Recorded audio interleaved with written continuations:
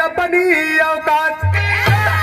भाई भाई से नफरत करता है भाई, कि भाई से भाई नजर चुराते।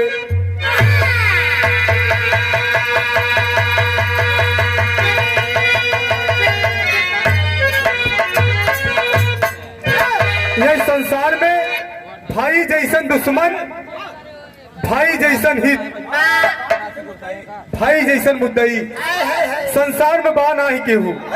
काहे से कि जगर एक भाई कमजोर बा और एक भाई पैसा वाले बा तो ओका जरूर दादी। 100% में 70% ऐसा बात है, 30% भाई भाई की मदद करते हैं। एक लाइन कव्वाली लगल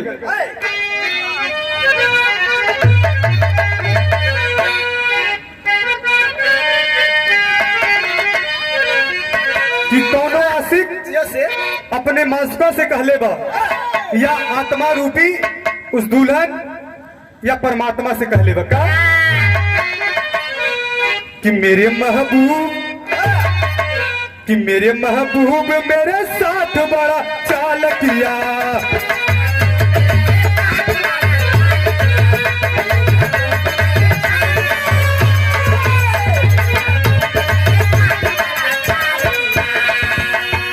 मेरे महबूब मेरे साथ बड़ा चाल किया।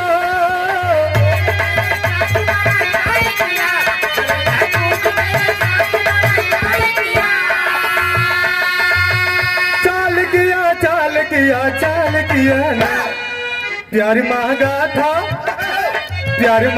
था झोली में गम को डाल दिया।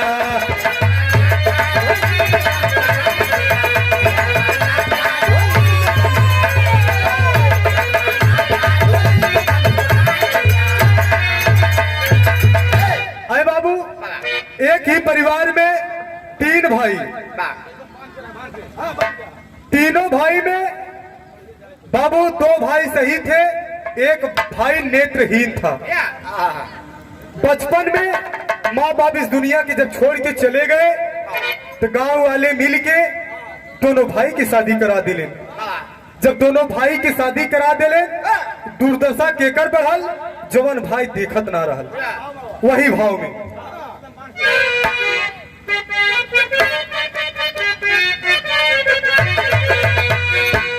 कि मेरे भगवान मुझे नेत्र बिना काल किया।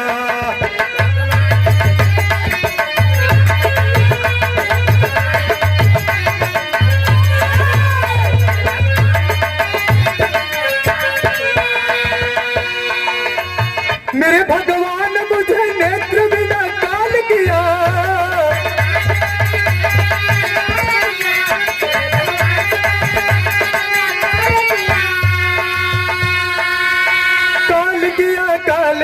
काल किया ना, भैया भाभी के नजर से काल किया।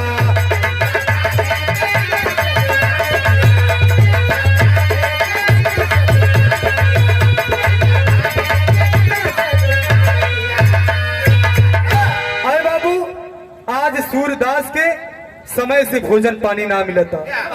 सूरदास कलन का भैया आप सबके सहारा रहल, कैसे दिन बीती। एक लाइन के गीत मिलल, अरे गाँव के बिगड़ी गईली हुलिया रे, अरे हुलिया रे, जब से आइल चूल्हा दुलिया।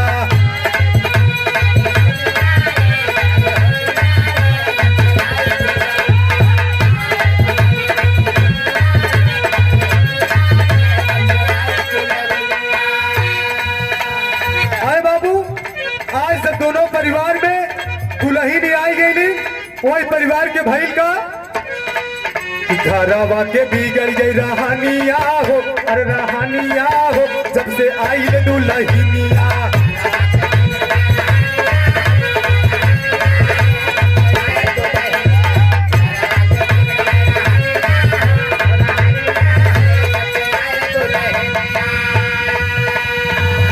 घरवा में आई जब दोनों दुल्हनिया,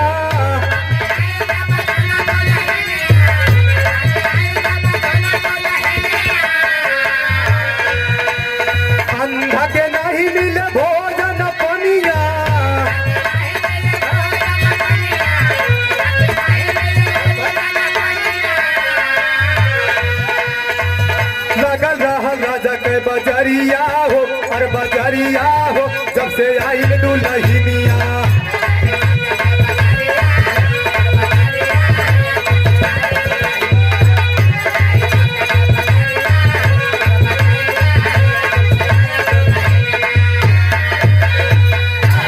अरे बाबू, जब दोनों दुल्हन अली घर में, सूरदास जाके अपने भैया से कहलन कि भैया जबले शादी ना भई रही तबले दोनों भाई हमार खूब इज्जत पानी कट रहे, और जब से हमार शादी हो गए, तुहार सबके शादी हो गए, तब से हमार बहुत इज्जत कम होत बा, पेट ना भरत बा। कहन भैया कौनो उपाय करा। आज दोनों दुल्हन बाबूजी सूरदास के अपने घरे से निकलवा दिली। आज अंधा बेचारा राजा विक्रमादित्य के दरबार लगल रहल। सूरदास के दोनों भाई जब लेके पहुंचले, राजा के ठीक मंत्री खरीद ले। जब राजा के मंत्री खरीद ले, इतनी बतिया राजा विक्रमादित्य के पता चलल कि हमरे दरबार में कौनो ऐसन एक आदमी आई जवान आखी से देखत ना बा। अपने मंत्री के बुला के राजा विक्रमादित्य कहलेन कि बतावा हमरे दरबार में इतना आदमी इस सुरवा के कवन जरूरत रहल। तो मंत्री कहले सरकार, जहां भरा भंडार होता है वहां एक दो इंसान अगर फालतू खाएंगे उससे आपकी कमी नहीं होगा। ये बात मान के राजा विक्रमादित्य आज सूरदास के अपने महल में रख लिए, और जब महल में रख लिए तो एक लाइन के गीत मिलल।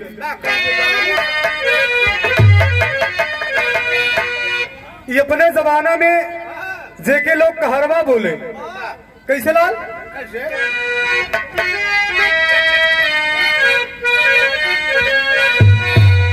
अरे जब हम रहली सखी, अरे सो रहे बारिश के, एक जेके शुद्ध कहा थे। अरे जब हम रहली सखी, अरे सो रहे बारिश के, अरे तब से राजा मांगे, अरे तब से पियवा मांगे, आई होगा वानावा, तब से राजा मांगे, आई होगा वानावा।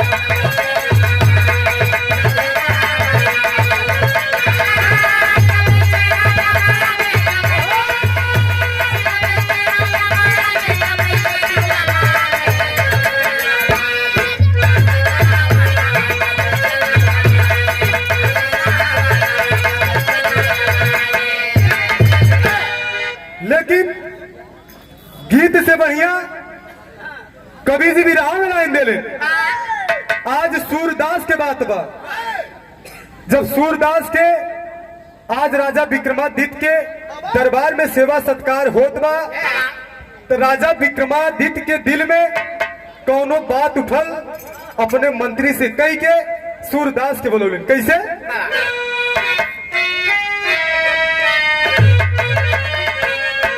अरे अंधा के परीक्षा ले चल ले वही छनवा रजनवा ये कलाए। राजा विक्रमादित्य आज एक गहना लाए और सूरदास से वही गहना के पूछ के, उनसे प्रश्न पूछ के आज अपने सवाल चाहत हैं। कैसे? अरे अंधा के परीक्षा ले चल राजनवा गहनवा ये कलाए, अरे गहनवा ये कलाए, आई हो राजनवा गहनवा ये कलाए।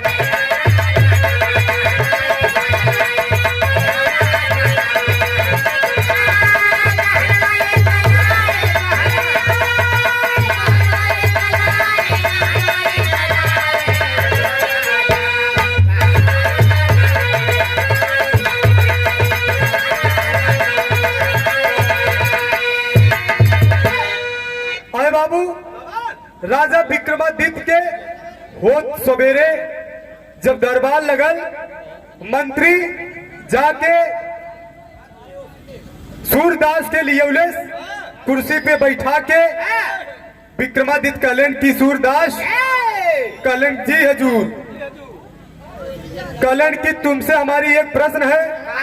कहलन की सरकार हम अनहर मनई, तू हमसे का पूछब? कहलन की नहीं सूरदास तुम बता सकते हो।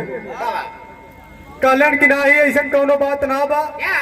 राजा विक्रमादित्य कहलन की सूरदास अगर मेरे प्रश्न का सवाल दो दोगे तुम्हें मैं आपकी सेवा में 2 मंत्री और बढ़ा दूंगा। वही समय अंतरा में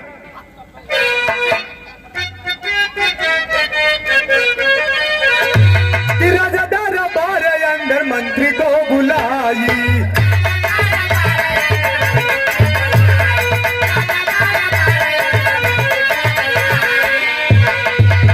कहता ना बसो नए में देता तू बताई।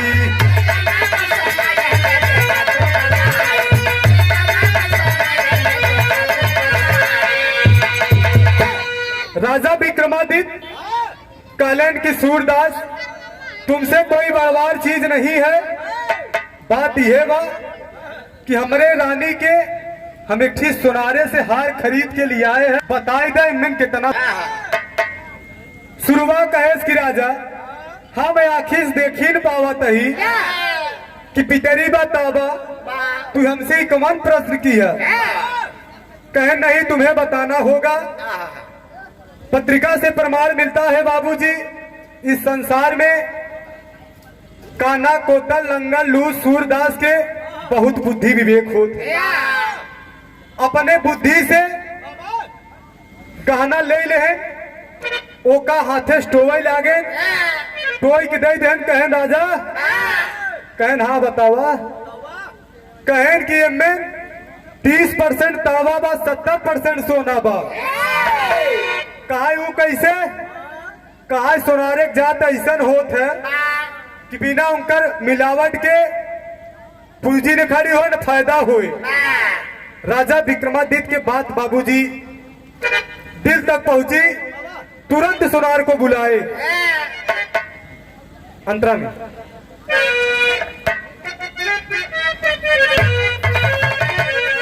कि राजा दरबार अंडा अंडा को बुलाई,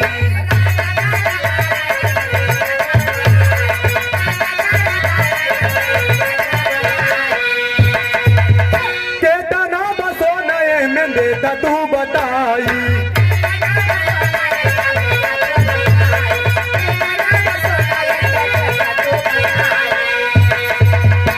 अरे हथवा से टोई टोई बताए वही छनवा गहनवा ये कलाए।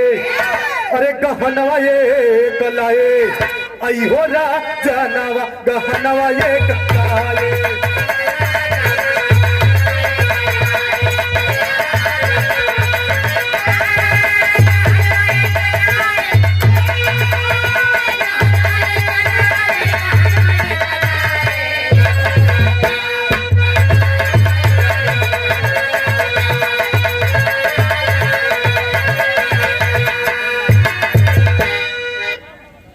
सूरदास टोई टोई बताएं कि राजा साहब इनमें 30% ताबा 70% सोना बा। राजा घबरा गए। कैलन का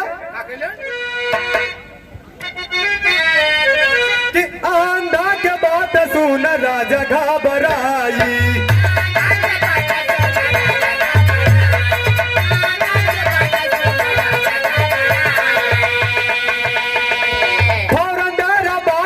सोनारे को बुलाई,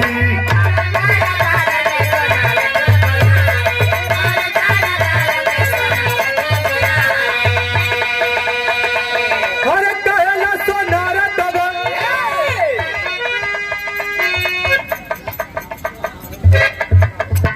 तब बड़ा स्नेह प्यार दुलार वैसे चाचा भाई दिखाबू कहन है और केहू को पता ना बा।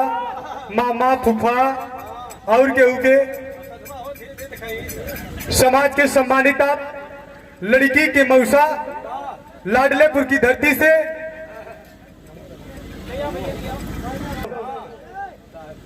आप लड़की के मौसा हैं, आपके करकमों द्वारा 201 रुपए का आशीर्वाद, 102 रुपए का आशीर्वाद, बहुत बहुत प्रणाम है। आशीर्वाद के चाह रही, लेकिन बात पर गौर करेंगे बाबू। वैसे आज के समय में दुइये रिश्ता बहुत ज्यादा चलत है। देवतन में हनुमान, रिश्तेदारी में सड़ुआन। अरे हमारे राज साहब भैया साढ़ू है, बहुत बहुत प्रणाम है, लेकिन बात पर गौर करेंगे बाबू।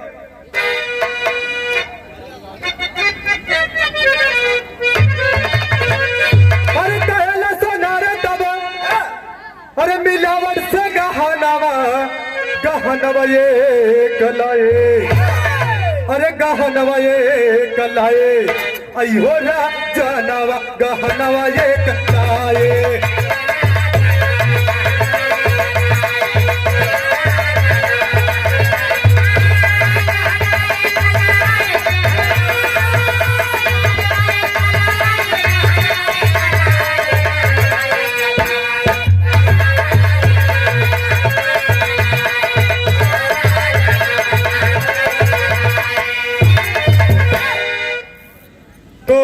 सोनार कॉलेज की हाँ राजा साहब, जवान तोहार शुरुआ बतौले से सत्य चीज बतौले बा। राजा विक्रमादित्य के विश्वास हो गई। वही समय राजा विक्रमादित्य आदेश दे दिए कि जाओ आज से सूरदास को बढ़िया कुर्सी, बढ़िया बिस्तरा, बढ़िया इनको भोजन की व्यवस्था की जाए। शुरुआत जब इतनी बात सुरेश कॉलेज की जा भाई, मन ही मन सोचे लगल कॉलेज दोनों भाई से ठीक हमार रजवा ही नहीं गिरा। समय समय से नाश्ता भोजन मिलत बा और नहाय धोई के वहीं अपन बैठ के आल्हा गावत बा। इसी भाव पे समाज के सम्मानित अब बड़ा स्नेह प्यार दुलार भाई के माध्यम से कार्यक्रम भी 2-4 मिलता है। आदरणीय विकास कुमार यादव परबतपुर की धरती से भाई के कार्यक्रमों द्वारा 51 रुपए को सावर्धन किए, बहुत बहुत प्रणाम है। आशीर्वाद के चाह रही, लेकिन बात पर गौर करेंगे बाबू कि राजा मंत्री को बुलाई आधार किए,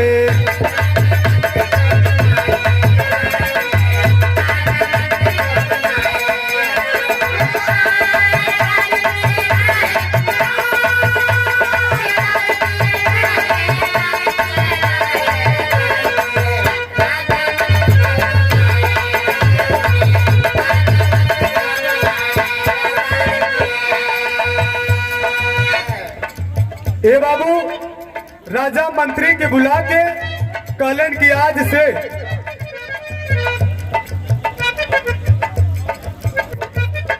राजा मंत्री के बुला के कहलन की आज से शुरुआ के सवेरे नाश्ता में 100 ग्राम चना बढ़ावा। कि राजा मंत्री को बुलाई आधार किए,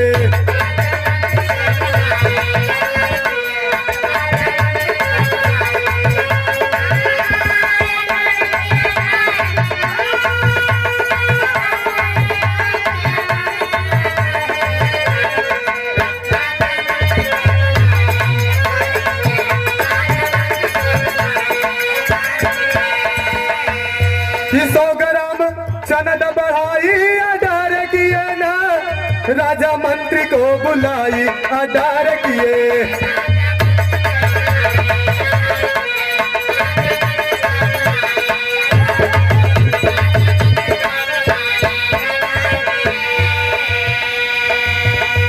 कि 200 ग्राम चना पावे रोजाना, 200 ग्राम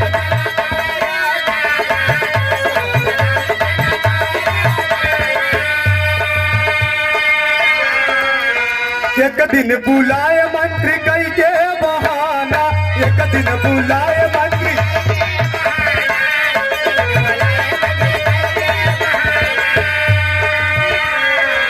ताई रानी के चरित्र दा बताई आधार किए। आए बाबू जैसे मंत्री के फरमाइश सुन के शुरुआ के जब भोजन पानी बढ़ गया तो आज शुरुआ यही जान ला खाए के खूब चौचक वही पलत बा। कुछ दिन बीता राजा बहकाई के अपने मंत्री से कह के सुरवा के फिर दरबार में बुलाए। सुरवा सोचे इतनी कवन है आफत आए एक ही रात सोना की बात रही कि इसको टोट डाक बहकाया सोनारा हुआ एक साइन का देश बात सही हुई इतकी लागत अगर हम कौनो बड़वार मैटर में फंस जा तो रजवा जितना ही सेवा के बा उतना ही बाहरे कह दे। सूरदास यही सोचत फिर दरबार में बैठे तो राजा कहन कि सूरदास कहन हाँ महाराज बतावा कहन की बताई तो सी लास्ट प्रश्न है जगर तू एक प्रश्न बताई देबा ती जान ले कि हम तो का आधा राजपाट दे दे। सुरवा कहलेस की सरकार हम सूर मनाई हमरे ना आगे न पाछे कि हमके तोरे जायदाद तोरे पार्टी का मतलब वही समय राजा विक्रमादित्य कहे नहीं तुमको बताना होगा। सुरवा कहे ठीक बा बतावा कहें कि तुमसे हमारी दूसरी प्रश्न यही है कि राजा साहब हमरे तू औरत के चरित्र बताए देख हमारा औरत बा कैसा। सुरवा हुई लाग कांधाई कुठाई बैठे लगे न फनाए कहेस बतावा राजा रानी तुहार औरत तुहार हम तोहरे औरत के कैसे बता सकी थे। तो मजे देर बैठा रहा कहा राजा तोहरे हम औरत के चरित्र तभी बताई तो जब तू अपने रानी के हमरे कमरा में भेजवा तब। राजा खड़ा हो गए कहलन कि तुम्हारी औकात क्या हुई जो हमारी रानी को अपने कमरे में बुला रहे हो। सुरवा कहे सभाष पद बनाए लगे अब रानी भेजा ना कैसे हम चरित्र बताई बतावा। जब इतनी बात राजा विक्रमादित्य सुने कहन की जगर रानी तोहरे कमरा में न भेजब तो चरित्र न बतेबा कहन ना। तो राजा के हर मन कुछ हिचकिचात रहा। सुरवा कहे कि राजा साहब हिचकिचा जी हम आखिर सूर है कुछ देखा ताकब न। जब इतनी बात राजा के सुरवा से सुने तो राजा के दिल में कुछ तमन्ना भई कि सुरवा ठीक है कहा बा। और वह सुरवा कहे कि हमारे रानी अपने रानी के जब भेजा हमारे कमरे में तो नंगे बदन में भेजा।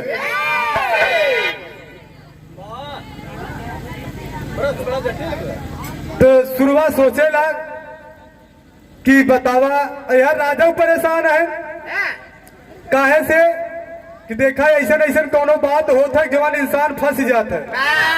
आज हमारे पार्टियां में बांटे नहीं पर 29 नवंबर के हकीकत बात है एक यूट्यूब पे भी बाप पूत बहुत चौचक दारू पियत रहे और जो लड़का रहा जा बिरा के टेरी का है हमारे बुद्धू का कामती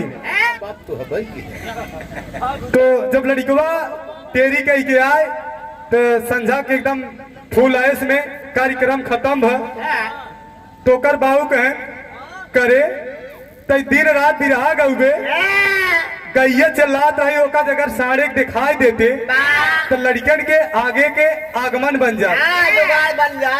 कहा राजू लड़कवा के पिए नशा में कहा का रात भर पनपनात है अरे गरम बा ओका ले जा दिखाई दे ओकर बाबू यही जान ला रतिया भर बर ना दे रहे मानिता बड़ा स्नेह प्यार दुलार सेवा में श्रीमान कपिल देव यादव बरबसपुर की धरती से 51 रुपया के उत्साहवर्धन किए बहुत बहुत प्रणाम है आशीर्वाद के चाह रहे लेकिन बात पर गौर करेंगे बाबू। तो ओकर बाबू रतिया भर बर फाने रहे गुस्सा में उठा 12-1 बजे राती के ओकरे बरधव रही और गइयो रहा तो उठा दारू के नशा में बछुआ छोड़ के पूरी रतिया भर घूमा। ओके जब सड़वा मिले सूंघ के हट जाए तो जब 4 बजे भोरारी में एकदम थक गए गरम ना रहा जब डोला थक गए तो बरधवा लिया जब बांधे दुअरवा अपने बाबू को उठा कहेस तो हो तू सोए में आफत कह दिया गई कहाँ गरम बा कहन कार्य मार दे उ दिन रतिये चोकरात बा और तो कहे थे गई कहाँ गरम बा कहा चला हमारे साथों में रतिये भर लेके घूमे जितना सड़वा मिले सूंघ के हट जा तो ओकर बाबू जब उठे कहन कवन लेके गए रहे जमन बर्धवा रहा कहा ये छोड़ के लेके गए रहे कहा दम और सारे तो के ले जा के गई तो बर्धवा लेके घूमत है काहे को पहचान ना पास दारू के नशा में लाल रंग के गइयो रहे और उहुक सींग रहे उहुक सींग रहे कहा जा सरऊ तो दारू पिए के नशा में गाय बछवा भुला जाते हैं तो ऐसे समाज में बहुत बहुत बाबूजी कमियां होती हैं गाने पे आ जा बाबू वही समय शुरुआ कैलेश का एक लाइन की गीत मिलल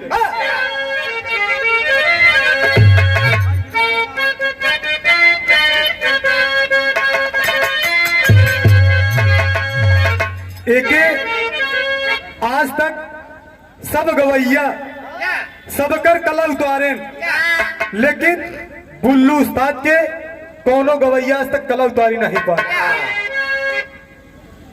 बुल्लू उस्ताद गावे कि खाई गैलू लंगड़ा या मदाम कही चाले जेबू खाई गैलू लंगड़ा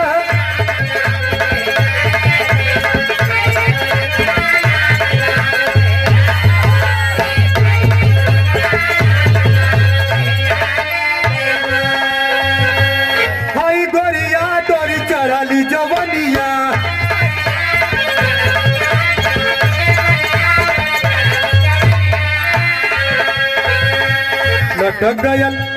लटक गयल गलावा के चाम दाम कही चाले देबू लटक गयल गलावा के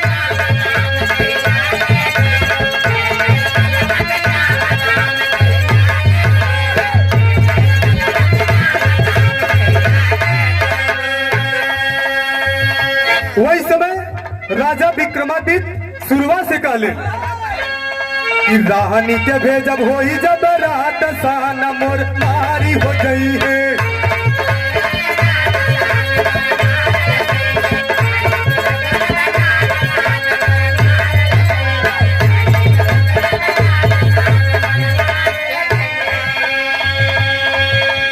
रानी के भेज जब होई अधिरतिया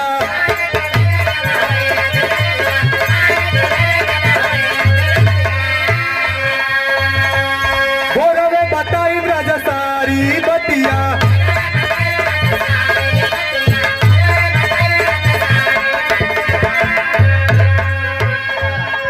राजा झट कैले इंतजाम सान मोरी मारी हो गई है राजा कालन की सूरदास तुहार बात हमके मंजूर बा लेकिन एगो शर्त बा कहा कवन कहा शर्त है बा कि जगर वहां दिन की तोहरे कमरा में अपने रानी के भेज दे तो सारा जमाना यही कही कि रजवा सार अपने मेहरुआ के सुरवा के साथे भेज जाता तो सूरदास कहे जगह तू अपने औरत के राती के भेजवा तो हो सवेर तो के हम प्रश्न दे दे जब रात भई रानी नंगे बद्र में होके आज सुरवा के कमरा में बाबू जब प्रवेश कैली अपने घोड़े के पायल छम छम छम छम जब बजावत की कमरा में पहुंची दूरे से शुरुआ कहे बस रानी बस तुहार काम होगी कहन हमार काम होई कहे हाँ कहा तू जैसे आऊ है वैसे तू अपने कमरा में चली जा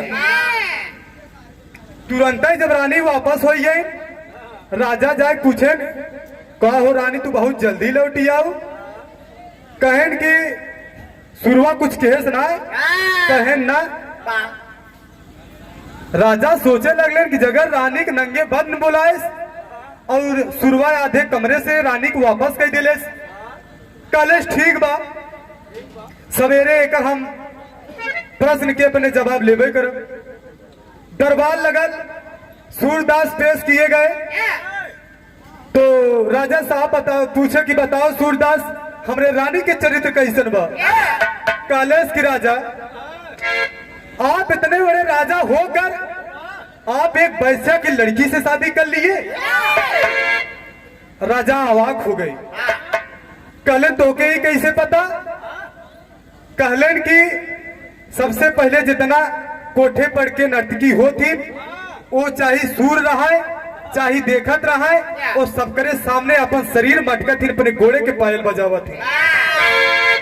शुरुआत कहे के बाद कि हमें सही जवाब के कैसे पता चली? काहे तू अपने ससुरारी वाले ने बोला। वही समय बाबू सूरदास अपने सास राजा विक्रमादित्य अपने सास को बुलाए। सास कहले कि हाँ सरकार, हमार पूरा खानदान हमार मतलब हम सब वैश्या एक कोठे के नर्तकी हैं। एकदम जब बतिया राजा विक्रमादित्य के बाबूजी साफ साफ लाइको लगल, वही समय टेरी में बतावल गई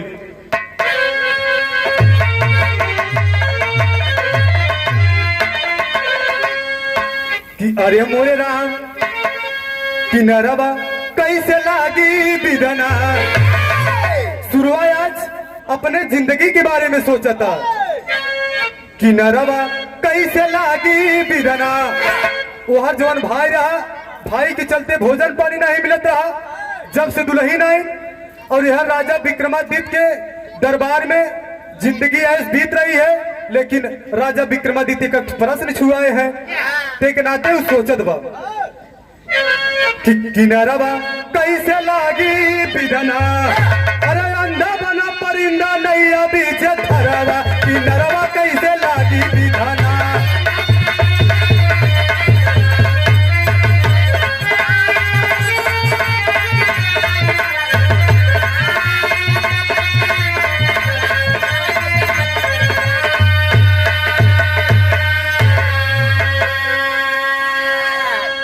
जब से राजा जी के प्रश्न सवाल मिला, राजा विक्रमादित्य अपने मंत्री के सवाल में दे दिए कि इसको चना नहीं काजू बादाम खिलाया जाए।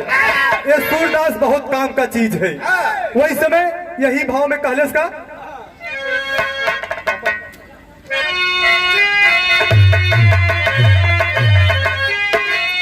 अरे 200 ग्राम चना दिए पढ़ाई भाई अंधा के। अरे 200 ग्राम चना दिए पढ़ाई भाई अंधा के। सुख में रहा जीवन बिताई भाई अंधा के।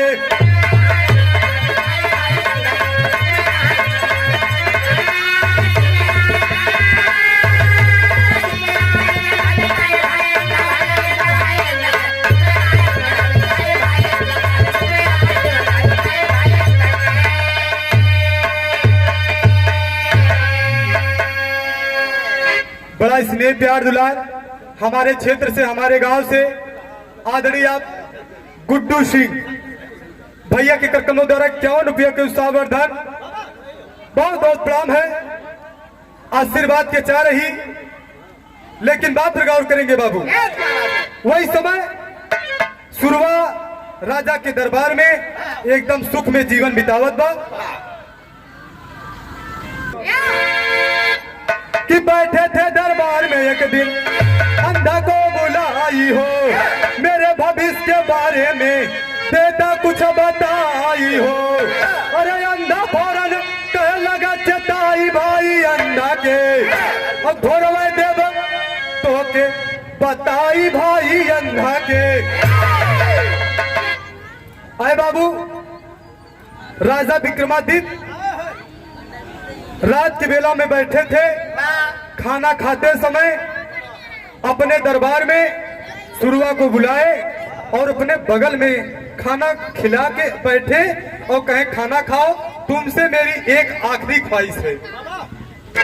कहे कि राजा तू हरदइये हमसे एक एक बात पूछत है।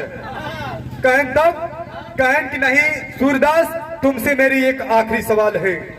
कहे कि राजा साहब यह अंतिम बात, एक बाद जगह पूछब तबो न बताई, अपने दरबार से निकाल देबा तबो न बताई। कहें ठीक है। वही समय राजा विक्रमादित्य कहें कि तू हमार चरित्र बता दा, हमार कौन जात बा। तू सोना बता देहला, हमरे औरत के बता देहला, और तू हमार जाति है बता दा। सबसे बड़ी यही बात है बाबू।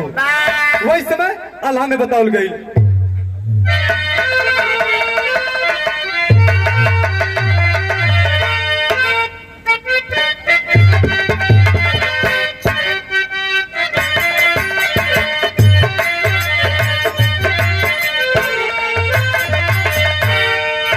कि आए राम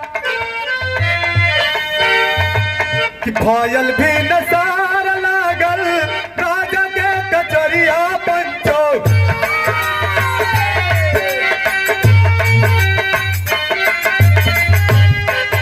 चाही के दयान हो करला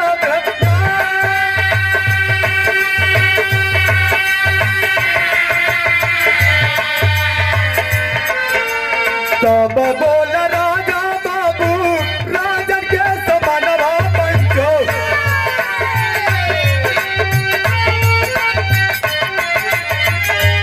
तोहरा जन्मवा बाटे बनिया के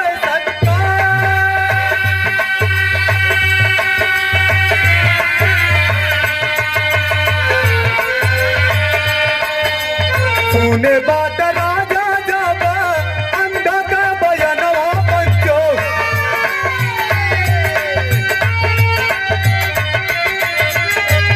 कह राजा साचा साचा करा हो बच्चा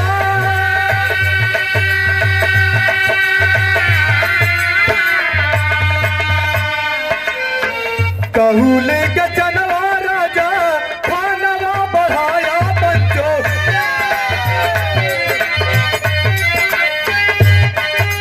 कोई से पता लगवली हम सरकार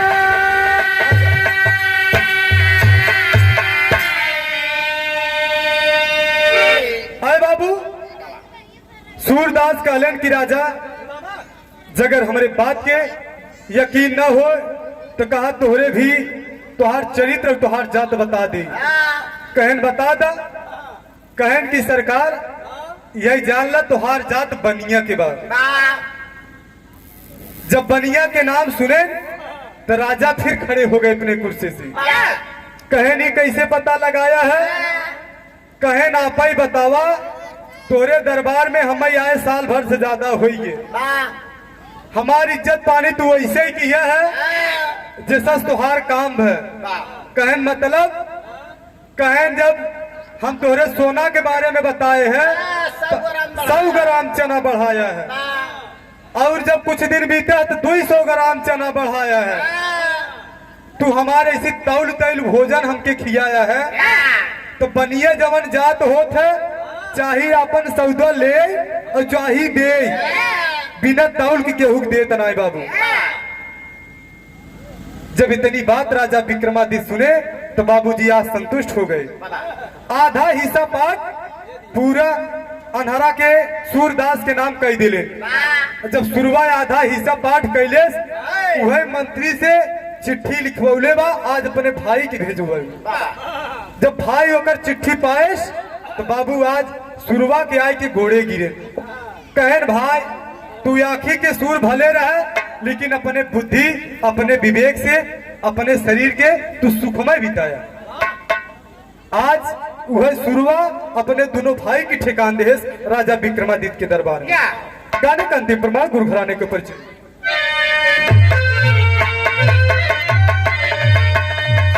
गुरु बिहारी गुरु रमन स्वर्ग में आसन मारे पधार कराई कर मालराम सारा देखे सहारे हो